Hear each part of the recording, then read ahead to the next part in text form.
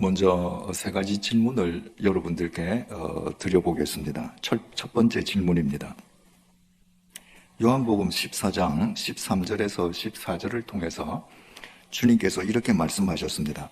너희가 내 이름으로 무엇을 구하든지 내가 행하리니 이는 아버지로 하여금 아들로 말미암아 영광을 받으시게 하려 함이라. 내 이름으로 무엇이든지 내게 구하면 내가 행하리라. 이건 주님의 말씀입니다. 주님께서 말씀하시기를 너희들이 무엇이든지 내 이름으로 구하면, 내 이름으로 기도하면 내가 다 행할 것이다. 다 응답해 줄 것이다. 이 말씀이에요. 여러분, 우리가 주님의 이름으로 기도하기만 하면 주님께서 다 응답해 주신다면 그것은 엄청난 특권 아닙니까? 그런데 주님께서 그리스도인들에게 이런 특권을 주시는 이유가 뭡니까? 왜 이런 특권을 그리스도인에게 주시는가? 한번 진지하게 생각해 보신 적이 있습니까? 두 번째 질문입니다. 주님께서 너희가 내 이름으로 무엇이든지 구하면 내가 다 시행하리라. 다 응답해 줄게. 여러분, 진짜 주님의 이름으로 기도하면 다 응답이 됩니까? 여러분이 평생을 살아오면서 얼마나 기도 많이 했습니까? 근데 그 모든 기도가 다 응답되었습니까? 만약에 누구든지 내가 평생 예수님을 믿었는데 내가 평생 예수님께 기도한 모든 기도는 토시 하나 빠뜨리지 않고 다 응답되었다 라고 고백하는 분이 있으면 그 사람은 100% 거짓말하는 사람입니다. 그런데도 왜 주님은 이렇게 뭐든지 기도해라, 내가 다 응답해 줄게, 왜 이렇게 말씀하시는 겁니까? 세 번째 질문입니다. 마태복음 5장 13절에서 14절을 통해 예수님께서 이렇게 말씀하셨습니다. 너희는 세상의 소금이니 소금이 만일 그 맛을 잃으면 무엇으로 짜게 하리요? 후에는 아무 쓸데없어 다만 밖에 버려져 사람에게 밟힐 뿐이니라. 너희는 세상의 빛이라. 산 위에 있는 동네가 숨겨지지 못할 것이요. 주님께서는 우리 한 사람 한 사람들을 가리켜서 너희는 세상의 소금이다, 빛이다, 이렇게 말씀하십니다. 바꾸어 말하면 너희들이 나를 믿는 그리스도인이니? 그러면 세상의 빛으로 살아라. 너희들은 세상의 소금이 되어야만 한다, 이 말씀입니다. 그런데 우리가 주님을 믿고 주님을 예배하고 주님께 기도하며 그리스도인으로 살아가는 우리가 지금 세상의 빛이고 소금입니까? 한국 그리스도인들이 세상의 빛이고 소금이면 지금처럼 세상으로부터 비난의 대상으로 전락해 있겠습니까? 우리가 그렇게 예배드리고 평생을 기도했는데 우리가 세상의 빛과 소금으로 지금 살고 있지 못하다면 대체 그 이유가 뭡니까? 오늘 본문 속에는 세 인물이 등장합니다. 이 본문 속에 등장하는 이 세 인물들의 이야기는 그리스도인의 기도가 어떻게 진전되어 가야 하는지를 우리에게 정확하게 일깨워주고 있습니다. 제일 먼저 등장하는 인물이 나병 환자, 한센 병자입니다. 오늘 본문 1절을 보시겠습니다. 예수께서 산에서 내려오시니 수많은 무리가 따르니라. 예수님께서 산에서 산상수훈을 마치시고 산을 내려오시니까 수많은 무리가 지금 예수님을 따릅니다. 예수님에게 능력이 있다는 소문을 들은 사람, 이제 방금 산에서 주님의 설교를 들은 사람, 이 사람들이 지금 주님 뒤에 따릅니다. 나병 환자로서는 절대로 나타날 수 없는 공개 장소입니다. 옛날에 나병 환자는 불치병 아닙니까? 그래서 나병에 걸리면 반드시 격리된 장소에 수용되어야 합니다. 그러지 않고 마을 속에 살면 다른 사람에게 다 전염시키거든요. 그런데 나병 환자는 수용소에 격리되어야 한다는 그 율법을 어기고 나병 환자가 사람들이 모여있는 공개 장소에 나왔다. 그러면 먼저 워닝을 줍니다. 너 들어가라. 경고죠. 그런데 안 들어가죠. 돌로 쳐 죽입니다. 왜? 나병에 전염되지 않은 모두를 보호하기 위함이에요. 그러니까 지금 예수님이 계신데 한두 사람이 예수님 곁에 있다. 이렇게 해도 나병 환자는 그 앞에 나갈 수 없는데 지금 예수님 옆에 수많은 군중이 에워싸고 있습니다. 그러면 이 나병 환자는 반드시 그 자리는 피해야 합니다. 2절, 한 나병 환자가 나와 절하며 이르되 주여 원하시면 저를 깨끗하게 하실 수 있나이다 하거늘. 이 나병 환자는 돌에 맞아 죽으면 죽으리라. 이 나병 환자에게는 믿음이 있습니다. 주님께서 내 불치병, 이 나병을 낫게 해주실 것이라는 믿음이 있습니다. 그 믿음이 돌에 맞아 죽을지도 모른다는 두려움을 이겼습니다. 죽으면 죽으리라. 나가서 주님 앞에 간구합니다. 주님, 당신이 원하시기만 하면 내 썩어 문드러지는 이 문둥병이 새롭게 소생될 수 있습니다. 좀 고쳐주십시오. 3절, 예수께서 손을 내밀어 그에게 대시며 이르시되 내가 원하노니 깨끗함을 받으라 하시니 즉시 그의 나병이 깨끗하여 진지라. 예수님께서 이 한센병자의 중심을 보시고 그냥 말만 하셔도 되는데 그 썩어 문드러져가는 그 고름투성이의 그 환처에 당신의 손을 갖다 댔습니다. 내가 원한다. 깨끗함을 받으라. 그 순간에 썩어 문드러지던 이 살이 깨끗하게 소생한 겁니다. 여러분, 여러분이 이런 경우를 당하셨다면 어떻게 하시겠습니까? 여러분이 예수님이라면 어떻게 하시겠어요? 이 지금 불치병이에요. 썩어 문드러집니다. 나는 죽을 때까지 격리된 장소에서 가족과 떨어져서 살다가 거기서 죽어야 해요. 그런데 내가 믿음으로 예수님을 찾아 나아가서 간구를 했더니 이 고름투성이의 살이 어린아이 피부처럼 깨끗하게 소생이 됐습니다. 그렇다면 누가 말려도 예수가 나를 깨끗게 해주었다고 춤을 추면서 동네방네 다니면서 내가 소리 쳐서 외치지 않겠습니까? 내가 예수님이라면 내가 그렇게 얘기하지 않겠습니까? 너 이제 병 나았지? 내가 누군지 알지? 너 나가서 너 병을 고쳐준 사람이 나 예수라고 너 간증하고 다녀라. 그래야 될 것 같지 않습니까? 그런데 4절입니다. 예수님께서 이렇게 말씀하십니다. 예수께서 이르시되 삼가 아무에게도 이르지 말고 내가 너를 깨끗하게 고쳐주었다는 것을 아무에게도 말하지 말라. 다만 가서 제사장에게 네 몸을 보이고 모세가 명한 예물을 드려 그들에게 입증하라 하시니라. 내가 너를 이렇게 고쳐주었다는 것 누구에게도 말하지 마라. 다만 제사장을 찾아가라. 그리고 율법에 정해진 예물을 바쳐서 제사장에게 네 몸이 깨끗하게 나았다는 것을 공개적으로 입증받으라. 왜냐하면 예전에는 제사장이 의사의 역할도 같이 행하였습니다. 누군가 동네 마을에 사는데 제사장님, 저기 저 사람 살이 허옇게 변하면서 뭐가 이상해집니다. 그럼 제사장이 가서 봅니다. 너 한센병 걸렸구나. 너 지금부터 정리되어서 수용소에 들어가. 그럼 못 나오는 거예요. 그런데 그 중에서 한 사람이 나았단 말입니다. 그러면 이 사람이 나았기 때문에 마을 사람들과 함께 살아도 좋다는 공지를 제사장이 해줘야 되는 겁니다.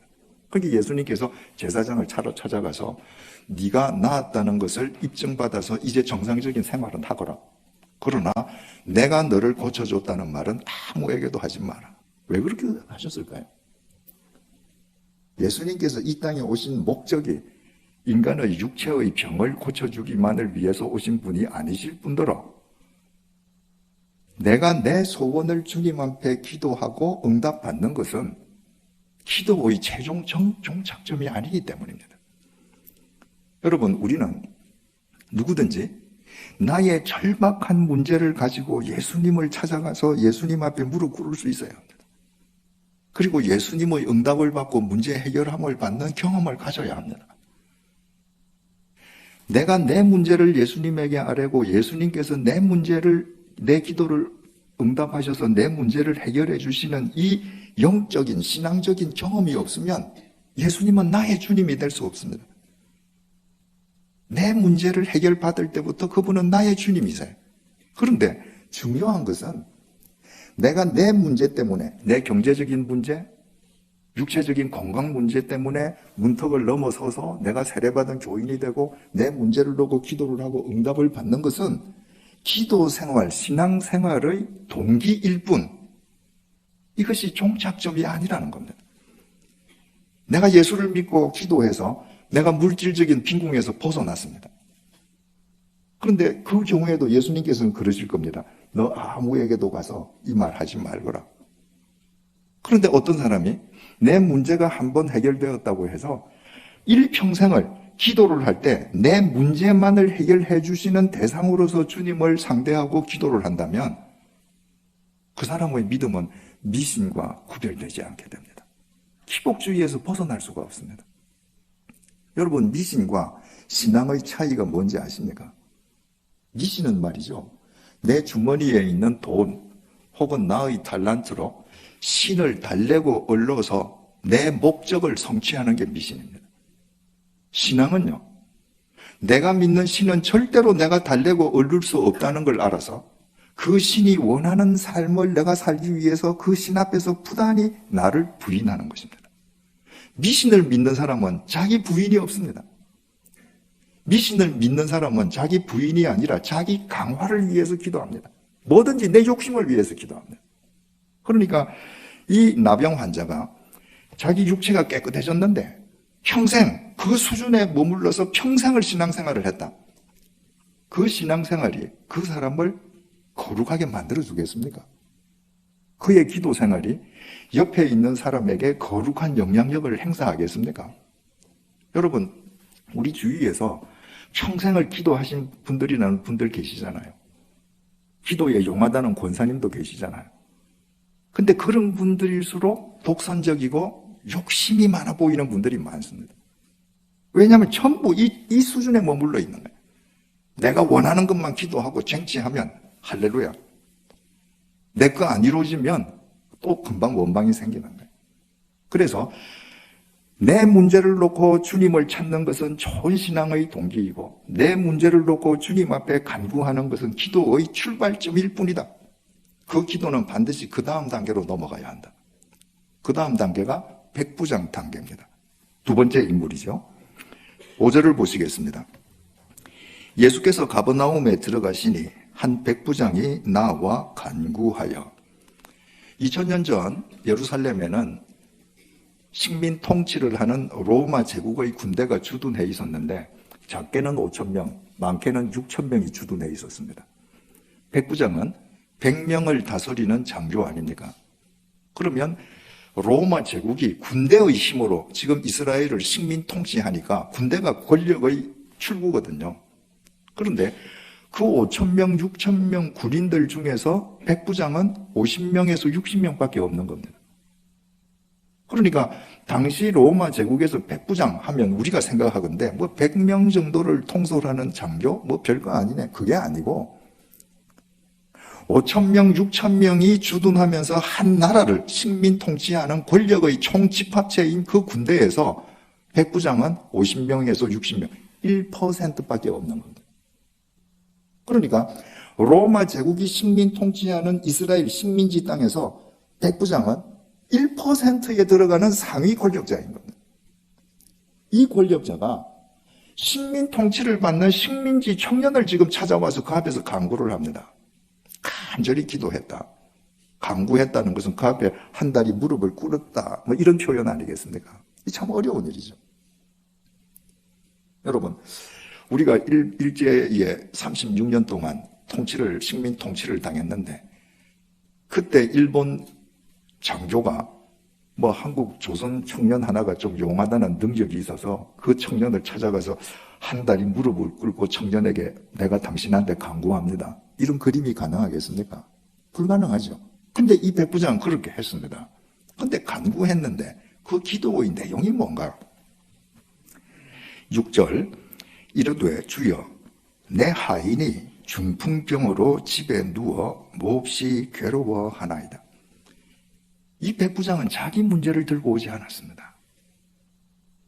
다른 사람의 문제를 들고 온 거예요. 그런데 그 다른 사람이 누군가? 자기 집 하인이에요. 여러분, 조선시대까지 우리나라에도 머슴이 있지 않았습니까? 태어날 때부터 머슴 종이 되는 거죠. 근데 우리나라 머슴은 말이죠, 그 주인하고 그래도 인격적인 관계입니다. 그래서 농도 주고받고 뭐 칼을 쓰고 주인을 놀리기도 하고 그러지 않습니까? 그런데 헬라어 원어 성경에 기록되어 있는 파이스는 노예라는 말입니다. 2000년 전 로마 제국은 계급사회입니다. 노예는 인간이 아닙니다. 짐승하고 같아요. 그런데 이스라엘에서 1%의 상위 권력자 그룹에 들어가는 백부장이 식민 통치를 받는 이스라엘 청년을 찾아와서 한 다리를 굴고 간구하는데 자기 집 노예를 위해서 기도합니다. 우리는 내 문제가 아니면 다른 사람을 위해서 기도한다 라고 하더라도 뭐 내 아니면 내 남편, 내 자식, 내 아내, 뭐 우리 부모님 다 나하고 뭔가 관련성이 있는 사람이에요.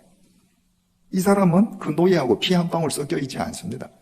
오히려 노예 때문에 식민 통치받는 그 이스라엘의 젊은 청년 앞에 가서 무릎 꿇고 기도했다. 이 놀림감 될 수 있죠. 근데 이 백부장은 이 노예를 위해서 무릎을 꿇고 간구를 합니다. 당시에 중풍병도 불치병 아닙니까? 그러니까 이 고급 장교가 예수를 찾아와서 무릎을 꿇기까지 이 백부장이 그 노예를 낫게 하려고 여러 가지 방법을 썼던 것을 의미하죠.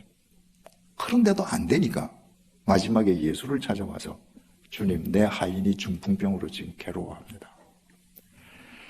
7절 이르시되 내가 가서 고쳐주리라.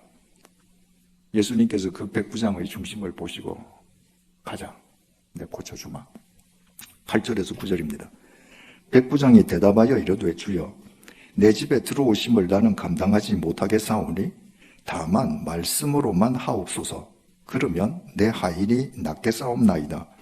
나도 남의 수하에 있는 사람이요 내 아래에도 군사가 있으니 이더러 가라 하면 가고 저더러 오라 하면 오고 내 종더러 이것을 하라 하면 하나이다. 주님께서 지금 가자, 너희 집 가자, 내가 고쳐줄게. 그럼 웬만하면 웰컴 이러고 주님 모시고 가야 되잖아요. 이 백부장이 아닙니다. 주님, 저같이 비천한 사람이 주님 같은 분을 저희 집에 모시다니요, 있을 수 없습니다. 제가 백부장밖에 안 되어도 제 수하의 부하에게 너 이거 해 저리 가 하면 제 명령을 따릅니다. 주님, 여기 서셔서 명령만 하십시오. 제 하인 낳으라고. 그러면 제 하인 낳을 줄로 믿습니다. 여러분, 이게 무슨 말입니까? 지금 이 백부장은 자기 눈앞에 서 있는 이 식민지 백성, 이 청년 예수가 시간과 공간을 초월한 메시아인 걸 아는 겁니다. 그러니까 당신이 안 오셔도 돼요. 당신이 이 공간에서 명령을 해도 시간과 공간을 초월해서 내 집에 있는 하인이 나을 것을 저는 믿습니다. 위대한 신앙 고백입니다. 저는 이 교회는 그렇게 하는지 저는 모르겠습니다. 흔히 한국 교인들이 말입니다. 통성으로 기도할 때 주여 삼창하고 기도합니다. 왜 합니까? 소리를 내서 주여 주여 주여 3번을 불러야 주님이 오시는 거예요. 무당이 푹 치고 무슨 방울을 치고 해야 귀신이 오는 거하고 똑같습니다. 주여 삼창을 해야 그 주님이 주무시다가 겨우 너희들 무슨 기도하냐? 들으시는 거예요. 이 백부장 보세요. 안 오셔도 됩니다. 당신은 내 눈앞에 계시지만 이미 우리 집에도 계십니다. 명령하십시오. 이 백부장이 주여 삼창 그런 거 안 합니다. 10절 예수께서 들으시고 놀랍게 여겨 감탄하셨습니다. 이 백부장의 믿음에 예수님께서 감탄하신 것입니다. 따르는 자들에게 이르시되 내가 진실로 너희에게 이르노니 이스라엘 중 아무에게서도 이만한 믿음을 보지 못하였노라. 이만한, 이것이 헬라어 원문에 토스라고 기록되어 있습니다. 우리말은 이만한 이거잖아요. 예수님이 말씀하신 토스는 이처럼 대단한 이 말입니다. 예수님께서 자기를 앞에 놓고 시공을 초월한 메시아임을 알고 고백하는 그 백부장 믿음을 가리켜서 내가 이처럼 대단한 믿음을 본 적이 없다라고 감탄하신 겁니다. 11절에서 12절 또 너희에게 이르노니 동서로부터 많은 사람이 이르러 아브라함과 이삭과 야곱과 함께 천국에 앉으려니와 그 나라의 본 자손들은 바깥 어두운 데 쫓겨나 거기서 울며 이를 갈게 되리라. 백부장은 이방인입니다. 이방인이 육신을 입고 오신 이 예수님을 보고 시간과 공간을 초월하신 메시아임을 알고 고백합니다. 유대인들은 하나님의 선민임을 자처하면서 메시아를 못 알아봅니다. 우리가 주님을 바르게 알고 바르게 기도하지 않으면 아무리 우리가 열심으로 기도한다고 해도 우리의 종교 생활이 주님과 무관할 수밖에 없을 수 있다는 거예요. 13절 예수께서 백부장에게 이르시되 가라 네 믿은 대로 될지어다 하시니 그 즉시 하인이 나으니라. 너 믿은 대로 된다. 그 믿음대로가 뭐예요? 백부장 자기 유익? 아닙니다. 당시 사람들이 인간으로 보지 않는 노예의 유익을 위해 믿은 대로 그 즉시로 나왔습니다. 여러분, 한센병자, 나병 환자는 자기 문제를 들고 예수님 앞으로 나왔습니다. 이 백부장은 자기 문제가 전혀 아니에요. 자기하고는 급이 맞지 않습니다. 그 노예를 위해서 예수님을 찾아와서 무릎을 꿇고 간구했습니다. 그래서 내 문제를 놓고 하던 나병 환자식의 기도는 반드시 누군가를 위해서 기도하는 백부장의 기도로 올라가야 합니다. 내가 기도로 누군가를 기도하는 거, 그때 그 사람을 내가 정말 사랑하는 겁니다. 기도가 노동이라 그러잖아요. 기도는 쉽지 않거든요.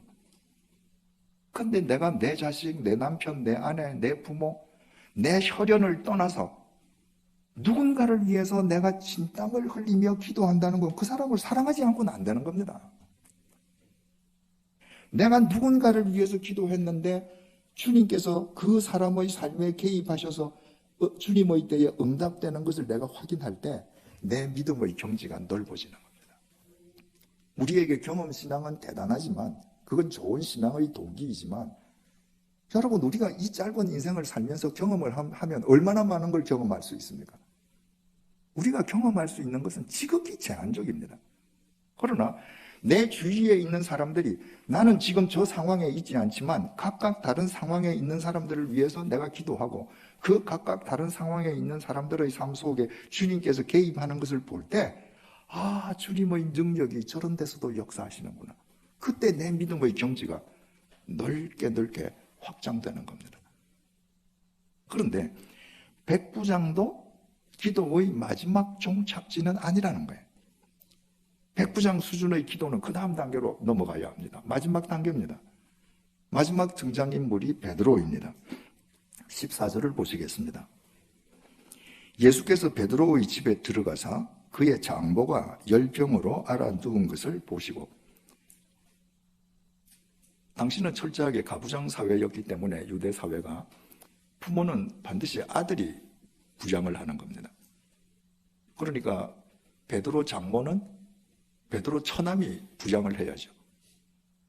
그런데 무슨 이유인지는 알 수 없습니다.